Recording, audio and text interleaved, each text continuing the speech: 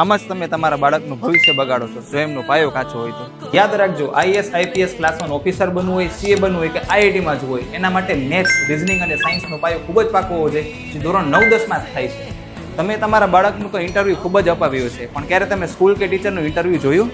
અમારું ઇન્ટરવ્યૂ તો એ જ છે કે જામનગરના ઘણા બધા બાળકોને આપણે આઈઆઈટીએસ કે એમબીબીએસ જેવી ટોપ કોલેજમાં મોકલેલ છે. આના સોલ્યુશન સ્વરૂપે અમે લાવ્યા છીએ ધોરણ 9 અને 10ના વિદ્યાર્થીઓ માટે ફાઉન્ડેશન કોર્સ. તો આની અંદર આપણે તમને મળવાનું છે શું? સૌ પ્રથમ તો 11-12 સાયન્સના શિક્ષકો તમને 9-10માં ભણાવશે. બીજું, સ્પેશિયલ કોટા લેવલનું મટીરિયલ આપણે છોકરાઓને આપશે. ત્રીજું, કોમ્પિટિટિવ એક્ઝામમાં જે નેગેટિવ પદ્ધતિ મુજબ એક્ઝામ લેવાય છે એ જ પદ્ધતિ મુજબ છે આપણે એક્ઝામ લેશી. અને ચોથું અને સૌથી ઇમ્પોર્ટન્ટ કે સંઘર્ષની જે પદ્ધતિ, જે શિક્ષણ પદ્ધતિથી આપણે બાળકોને આઈઆઈટીસ કે એમબીબીએસમાં મોકલેલા છે એ જ પદ્ધતિથી શિક્ષણ મળશે. હવે આ પ્રગતિના પંથે તમને નડવાનું છે શું? અમુક લોકો, સગાવાલા, મિત્રો કે આડોશી પડોશી તમને કહેશે કે આટલી વહેલી શું તૈયારી કરવાની જરૂર છે, 9માં 10માં તો ફ્રી રહેવાનું હોય. પરંતુ બાળકને પ્રેશર કે દબાણથી ભણાવવાની વાત નથી, બાળકના ભવિષ્યની વાત છે. સમય તમારા માટે કે મારા માટે ઊભું નથી રહેવાનું.